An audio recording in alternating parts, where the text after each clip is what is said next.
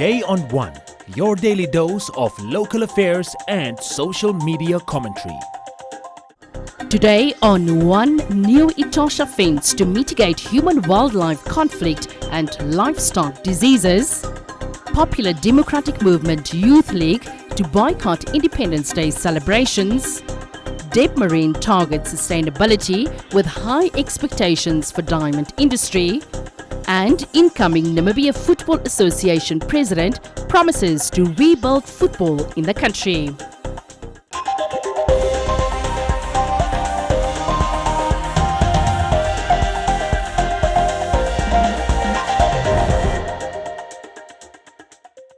The Ministry of Environment and Tourism has made significant strides in its efforts to combat human-wildlife conflict by constructing the new Etosha National Park boundary fence. The launching ceremony of the electrified fence took place at the Etosha National Park and was inaugurated by the Minister of Environment and Tourism, Bohamba Shifeta, over the weekend. MET staff, farmers, wildlife conservation experts, as well as community members gathered in the scorching heat to participate in the upgrading of the 712-kilometer stretch of the Etosha National Park's northern boundary fence. Shifeta, who had the crowd in awe as he displayed some of his artisan skills, said that the current state of the fence has deteriorated and this could increase the risk of human-wildlife conflict and livestock disease that could severely impact Namibia's lucrative beef export industry. The current fence has deteriorated to such an extent that in some areas the fence does not exist at all. This situation has caused livestock to be grazing in the park, and human-wildlife conflict incidents are being experienced with the communities, farmers surrounding this park. Over the past 5 years, only 118 kilometers of the fence have been upgraded and 712 kilometers remain to be completed, and this is the work we are starting today to ensure that 712 kilometers has been completed within 3 years. With this current annual budgetary allocation for the fence upgrade, completion of the upgrade, if we go on that pace of the fence, will take another 10 or more years to complete it. This will have severe negative implications as wild animals and the livestock disease will occur. Poaching and human-wildlife conflict incidents will increase, and the general risk to our wildlife protection and the species conservation will be heightened. Furthermore, the risk of livestock disease as a result of cattle grazing in the park with wild animals will be increased. Shifeta also added that the Environment Ministry has decided to take the approach of business unusual by cutting out the middlemen in the upgrading and repairing of the fence, as this is more cost-effective for the government. If we were to continue using private companies or contractors to construct the game-proof fence at the Etosha National Park, it is estimated that it will cost in excess of 700,000 Namibian dollars per kilometer. Just per kilometer. That does not include the material. We have already material. We purchased the material ourselves, and we have seen what the cost now with the only 118 kilometers we've completed. It costs us more than finance people are here. 120, 150 million.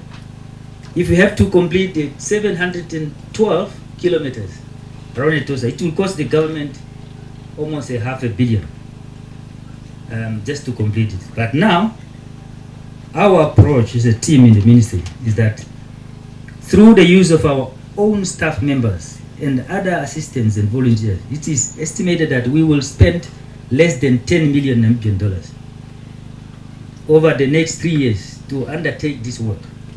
Henok Kankoshi, the governor of Oshikoto region, described the importance of the project, adding that the communities living along the fence constantly report wild animals such as lions and elephants that have managed to leave the park and would often kill their livestock or destroy their crops. This project is very, very important because the residents who are around this area, around the fence, they used to experience problems with their animals in the mahangu fields.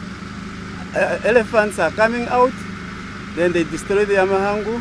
Sometimes the lions comes out, they kill their livestock. But now we are all happy on behalf of the community. The community is also happy that now there is this initiative to make sure that the fence is completed within 3 years. So it's going to really to ease the problem faced by our community here. According to the minister, most of the staff members employed in the construction of the fence are women.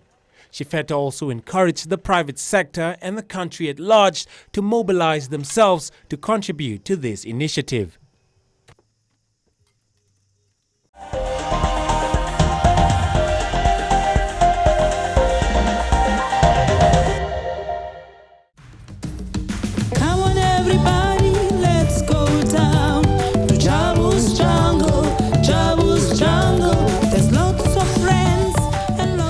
Oh dear, I'm not very good at swimming. Look, over there. What is it, Jabu? I'm not sure. Can you see what it is? Come on, everybody, let's go down. Come on, let's go down.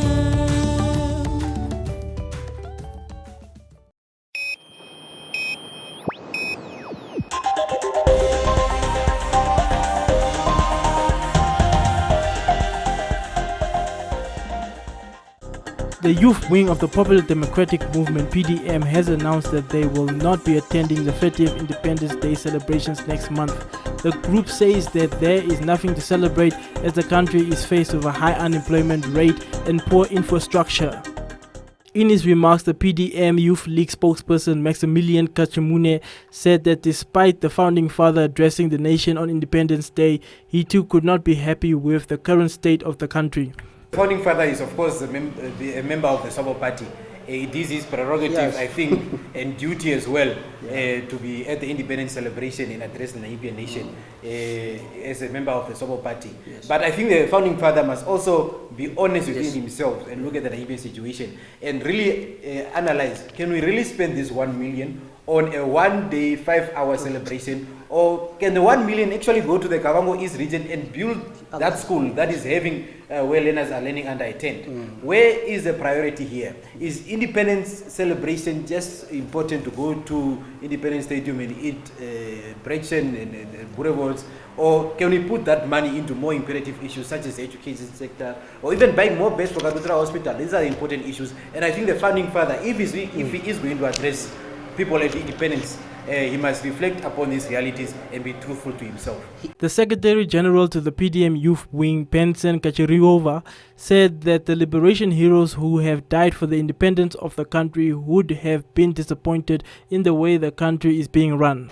Youth unemployment stands at shocking 44%, with many young people left to fend for themselves through crime and other malicious activities. A university qualification has become a worthless paper. There are now more than 70,000 unemployment graduates. Corruption is totally out of control. The latest being the fish rock scandal. Corrupt SWAPO politicians and their stooges have reaped this country of billionaires of dollars through their greed. Money that could have been invested in other operative sectors such as health, education, and infrastructure. Due to all this, we feel that Namibians' house promised by SWAPO in 1989 is a far-fetched dream. There is therefore nothing to celebrate. We cannot celebrate in hunger, joblessness, homelessness, and rentlessness. This is not the Namibian that Hendrik Wetboy, Samuel Maharero, Mandume Yade Mufayo, Hosea Kutako, Dimba Tuiwayateu, and Clemens Kapoor and Sam Nyoma fought for. We're therefore calling on all Namibians to boycott this year's 30th Independence Day celebrations. Independence is not only political, but it is economical as well. Namibia is celebrating its 30th anniversary celebrations on the 21st of March at the Independence Stadium. Gates open at 6 a.m. and entrance is free.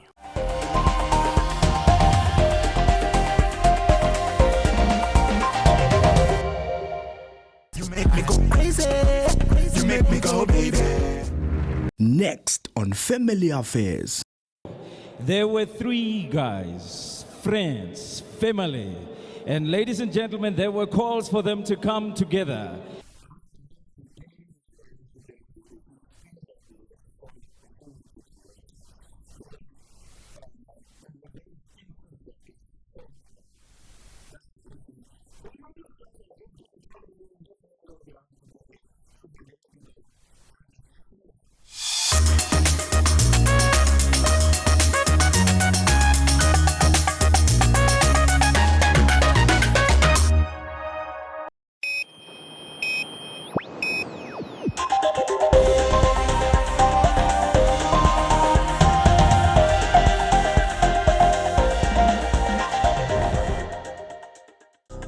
Debmarine Namibia says the future of diamonds looks prosperous despite recording financial losses last year due to production and prices, as well as one of its main vessels out for a 3-month maintenance period. With emerging challenges such as lab-grown diamonds, Debmarine Namibia says sustainability will be key for the natural diamond industry in the long run. Namibia's biggest marine diamond company, Debmarine, is 50% owned by the Namibian government and the other half by the De Beers group of companies. Speaking at a stakeholders engagement last week, the Chief Executive Officer Otto Shikongo said that the company continues to spend millions each year on social responsibility and transforming the lives of Namibians, and has therefore recognized that sustainability is key to an industry with an abundant natural resource. It's no good that Mr. Cleaver from De Beers somewhere, he goes and is promoting the good the diamonds are doing to the countries in Namibia, Botswana, South Africa, telling the consumers that they must purchase the good because they are for a good cause. Where are we? Sooner or later, the consumers are going to turn around and say, but you are talking for them, for them. Can't they talk for themselves? Why don't they tell us themselves? So it has to come from the horse's mouth in terms of what those diamonds are doing in those countries that are mentioned, including Namibia. We invested over 13 million in 2019 in various sectors ranging from education, health, security and sports. 2 years ago, the company that recovers diamonds from the seabed made $7 billion in revenue, which went down by $2 billion last year. It attributes the loss to low prices and a reduction in production. Despite this, the company's chief financial officer says the long-term outlook for demand for diamonds remains positive. The 2019 performance compared to 2018 seems a bit subdued, and I'm just giving the reasons there. Obviously, the Mafuta import, there was a major contributor towards that. The diamond market slowed down, obviously, as a result of the geopolitical stability or instability of our two largest markets. Hong Kong protest, I think when those protests are going on, we haven't sold any diamonds in Hong Kong. The macroeconomic issues affecting consumer confidence in India. So those are three basically biggest markets, and anything that upsets people in those markets are impacting us. But we are confident that the market will recover. The US consumer demand remained reasonably strong, and we know that there are no new large diamond mines being built anywhere else in the world.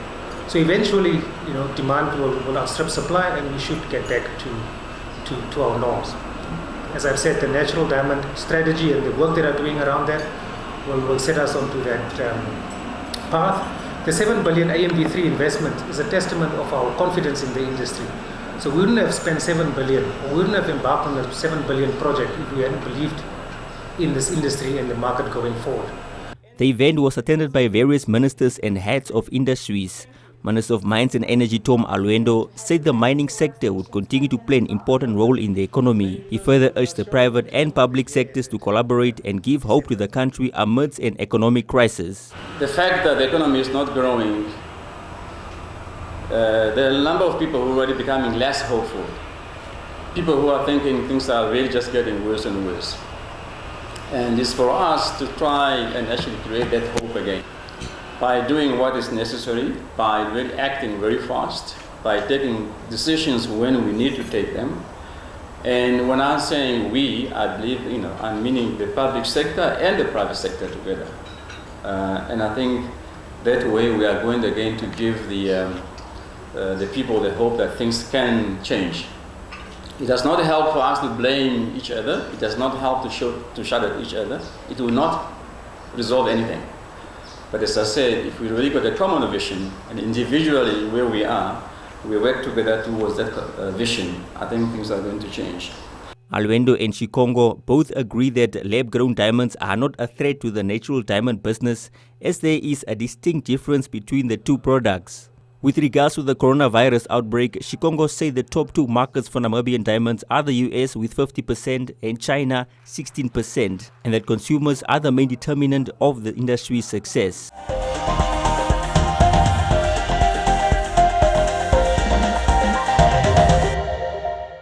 Sia is wondering why he paid $39.90 for such small pieces of chicken.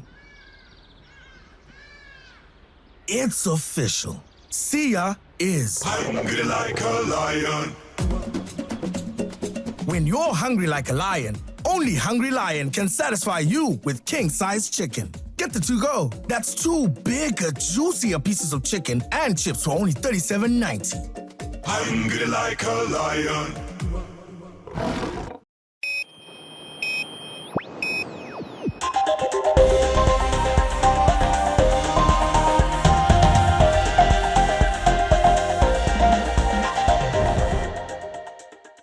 The much-anticipated Namibia Football Association Elective Congress was successfully held in Windhoek this past weekend, where a new president for the NFA and his members were elected into office. Christian Ranga Haikali, who was competing against Johnny Dwose for the presidential post, emerged victorious with 20 votes and only 2 for Dwose. Other candidates who were elected include Isaac Fredericks for first vice president and Rudolf Haingura for second vice president, as well as 6 ordinary EXCO members.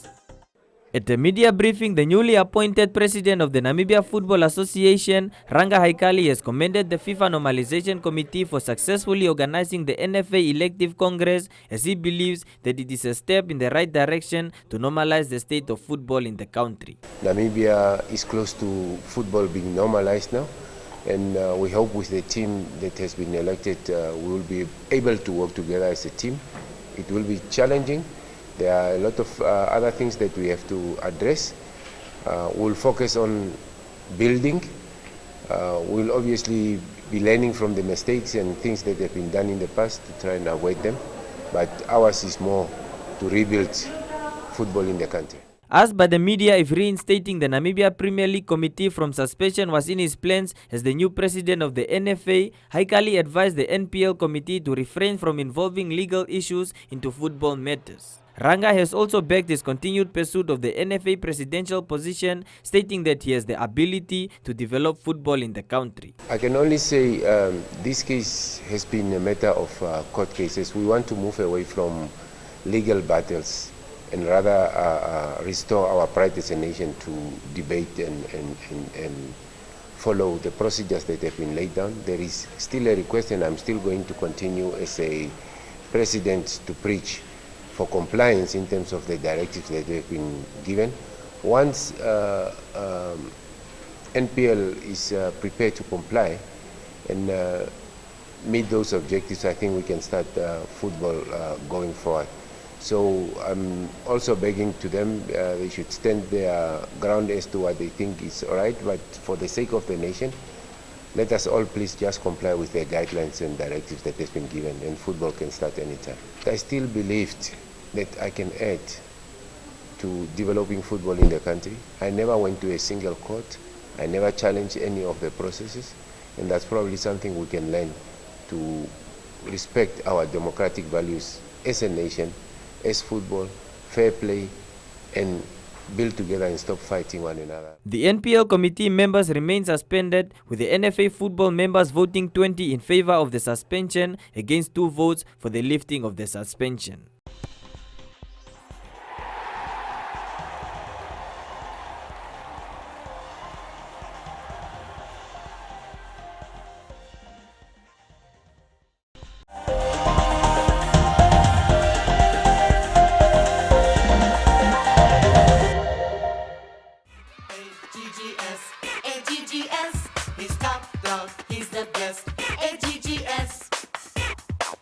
Fido didn't eat any food for breakfast and now he's too tired to play. I've eaten all my eggs and they were super egg-licious. And my toast was mega crunchy. S, he's top dog, he's the best. S. He's too blue, clever too. Yes. Rags is a kid's best. I like fish. Fish is my favorite food. Did you bring me some?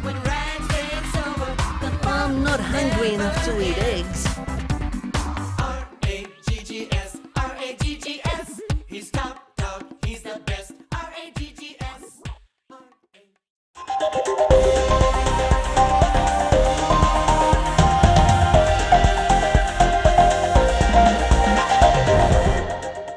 In other leading stories, the government institution's pension fund GIPF has concluded and submitted its annual financial statements to its key stakeholders for the period ended 31 March 2019 as per the requirement of the fund rules.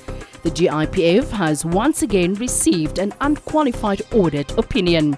The fund will, in due course, make the annual integrated report available to the public that will provide further detail and insight into the 2018-2019 financial year performance. As per best governance practice, the fund appointed new external auditors for the 2018-2019 audit and was subjected to a comprehensive, extensive audit exercise. To this end, the fund applied for and received an extension from the regulator NAMFISA to submit the financial statements by 31st January 2020.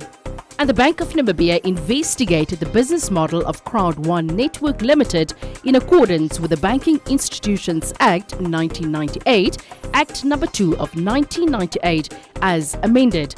The investigation was conducted to determine whether the business activities of Crowd One are in contravention of Section 55A of the Act. The outcome of the investigation found that the business activities of Crowd One contravene Section 55A of the Act because the core business activity of Crowd One is to introduce new members of the public to its business practice. Participants who join as members are encouraged to recruit new members through promises of bonuses and additional owner rights. The bank noted in a media statement that the primary source of income for Crowd One is generated through the recruitment of new members. As soon as the recruitment of new members ceases, members at the bottom of the structure will not receive the promised bonuses or owner rights. It therefore concluded that it is evident that the business model of Crowd One Network Limited is not sustainable and will result in members of the public, especially those at the bottom of the scheme, losing their money. Finally, the bank wishes to inform promoters and participants of Crowd One to stop their business operations immediately. Failure to do so, the bank will take further appropriate action as provided in the Act. Welcome to Comments Corner, your daily dose of local comments from the hottest social media pages. The 6 suspects arrested in connection with the fish road scandal appeared in the Windhoek Magistrates Court on charges of corruption, fraud and money laundering involving over $100 million in kickbacks paid via Namgomar, a company formed through bilateral agreements between Namibia and Angola. Onyeka said justice must prevail. Joanna said that she has already forgiven the suspects involved in the scandal. Franz said in Namibia anything is possible. Unica said no bail should be granted to the suspects and they should pay back the stolen funds. Jonita asked why they are being treated special as they appeared in court.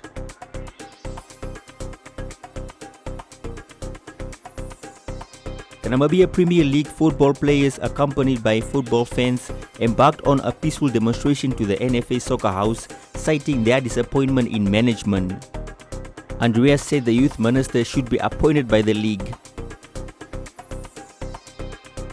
Joe said the NFA is getting paid but doing nothing at all. Annette said everything is boring in Namibia and now because of the politics, soccer is back at square one.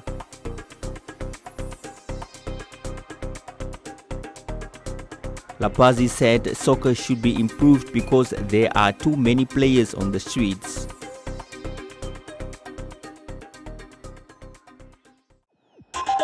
And that is all from Comments Corner. Be sure to post your comments on our social media pages. For broadcast every day, only on Today and One.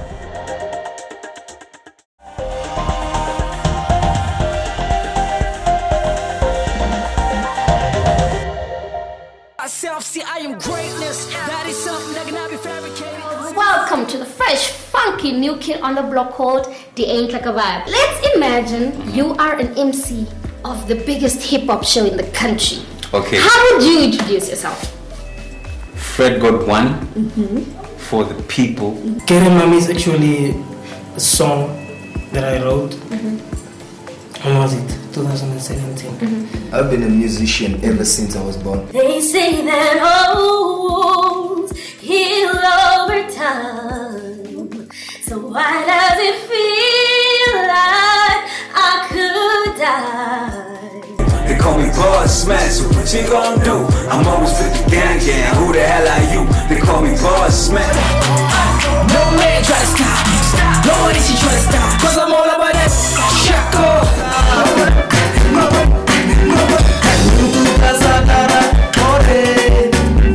The regla never offline, offbeat. Epitataji ukobetori terero metaha. Oshima shanigano, shumbururwa. When the drum on the beat, man, surely it's a murder case. Businessman of the game, moving with a briefcase. Grow up, bro, so I'm busy with the pepper chase. High in this game, as I'm smoking these pepper haze.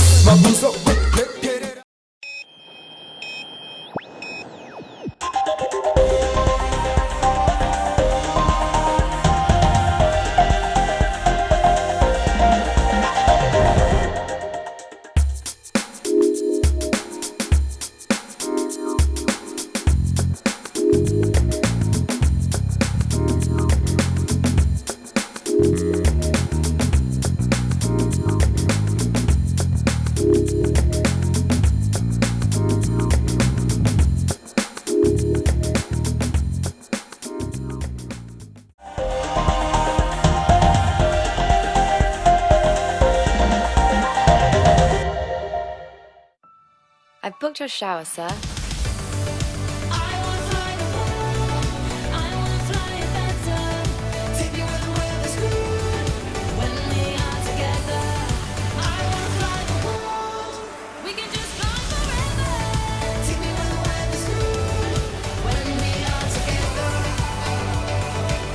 Bringing the world together through Dubai.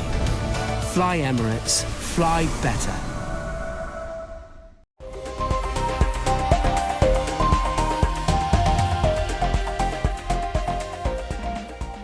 A look at the weather forecast. First, an advisory from the Windhoek Met Office.